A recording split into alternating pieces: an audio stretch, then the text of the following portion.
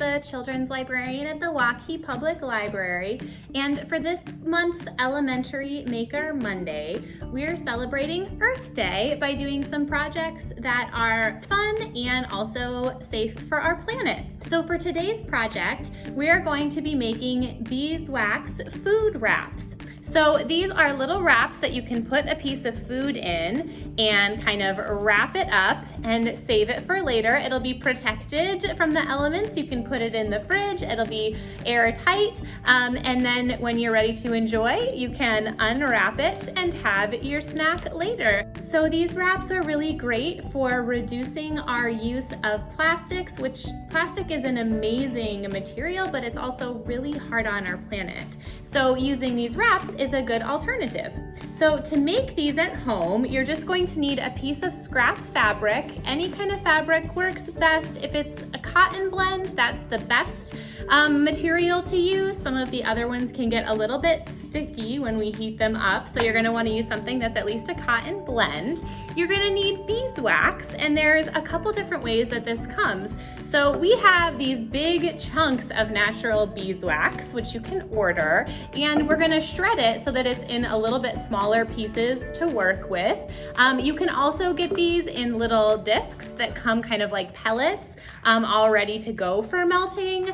But whatever works for you, we just shredded ours up using an old cheese grater that we didn't need anymore. So there's a lot of different beeswax options out there. And then to actually make the wrap itself, you're gonna need some towels, probably ones that you don't need to use. You don't want to use your best guest towels or anything. And then some parchment paper, or for this example, I'm using some paper bags, just something to help protect from the oils and the wax.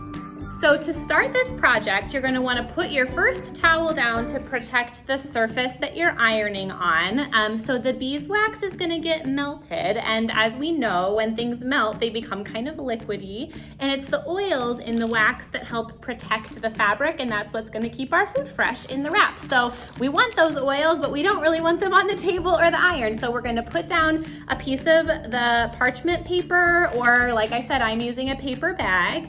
And then you're gonna put your piece of fabric down. Now, if your fabric has two sides, like one has a pattern and one is plain, which is the case on a lot of fabric, you wanna make sure that you put the printed side up. Whatever side's up is the side that's gonna be the outside that you'll see. So you're gonna put that down. And then you're gonna take your beeswax and just kind of sprinkle it across. So we used a sort of a cheese grater that we don't really need anymore. And so we were able to kind of get these long shredded pieces of beeswax. So we're just gonna kind of sprinkle them around. And if you have the pellets or little kind of more finely shredded, that's fine too. Just make sure that they're spread evenly. Once they're heated and melted, they're all gonna spread out anyway, so it doesn't really matter what shape it's in. You could even use bigger chunks and just spread the melted wax around with a paintbrush that you don't need anymore once they're melted. So it's really up to you how you want to do that. We'll just get it spread out. And you do want to make sure that you get the edges and the corners, because if you're folding it up and to make a little packet to pack some food in or a little snack, you want to make sure that those edges have that sticky wax so it'll stick to itself and make a nice seal. So once it's kind of all spread out across the fabric, you'll take your other piece of parchment paper and put that down. And then you'll put your towel on top. So we kind of made a big sandwich out of with our fabric piece in the middle with the wax on top. So you can kind of feel before you use the iron, so you get a sense of where you're gonna be ironing. So look for the part that's a little puffier, that has where you can feel that little wax on top of the fabric. And then we have our iron on high, so make sure that a grown-up helps you with this. It is gonna be really hot, and we're just gonna slowly iron across that puffy part where we can see that there's the sandwich of fabric and parchment paper and wax that we made. So while we're ironing just gently back and forth, what this is gonna do is gonna melt that beeswax. So we're just gonna go across it a couple times, hoping that we've got a good melt going on. And then we're gonna check it. So I'm gonna put the iron down, carefully fold back this piece, And then we're gonna see if we can peel up the parchment paper. And if you can see, I've still got some big chunks of wax on here. So that means that we're gonna need to keep ironing for a little bit. And depending on the size of those chunks, it does take a while. What we're looking for is we want them all to be melted, and then we want the fabric underneath to be translucent, which means you can almost see through it because it's so saturated with that oil. That's how we'll know that that's coating the entire piece of fabric. So I'm gonna just do a little bit more ironing. Okay, so I've been ironing for maybe a minute and a half, 2 minutes on our high setting here, and I think we're ready to check it again. So I'll put the iron down and we'll peel back. And you can see, looking at this, that the paper is really dark, that all of those oils have now released onto the paper, which is great because that makes me think it's gonna be pretty melted on our fabric as well. So I would pull this apart while you're still down on the ground, but I'm just lifting it up so that I can show you. So we've got our paper here and we've got this fabric piece in the middle, and if you can see, it's liquid all the way across. So we've got that sort of shiny, almost liquidy kind of texture, so you can see that it's all the way saturated into the fabric. And once it's cool enough, you should be able to slowly peel off your piece of fabric.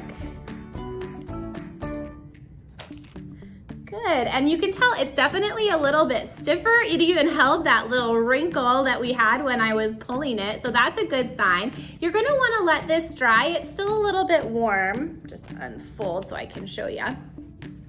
So it's still a little bit warm, but it's not too hot, and you're gonna wanna let this dry kind of hanging flat just so that you have a nice flat shape to start with. And then once it's dry, it'll be ready to use. So for these wraps, they're gonna be, again, we have that wax coating mostly on one side, but it does go through to the inside. So you're able to you could make a little packet for some snacks, kind of like a little envelope, and fold it up that way. If you have something that's a little bit flatter, or like I showed in the beginning, you can just wrap it around something as well. And if you do need to wash these, you can just wipe them down with a wet cloth.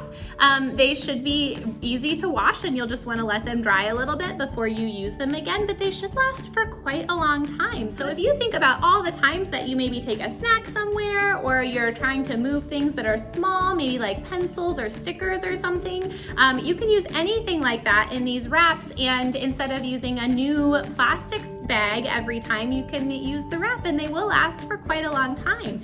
If you notice that they start to not be as sticky or as pliable, so they're not holding their shape as well when you fold them into something, or are trying to cover up your little snack, you can also just lay them flat and apply a little bit more beeswax. So it's a pretty renewable kind of packaging material, which is great. And you can use a whole bunch of fun different patterns to make. You could also decorate the outside of these before you put on the wax. You could draw a picture or write your name on it if you don't want anybody taking your special snacks out of the fridge. So we hope that you enjoyed these beeswax wraps and are able to make some for you and maybe even your friends and family. They'd be a really good gift and one that's really kind to our earth. Thanks for joining us for this Maker Monday, and we'll see you next time.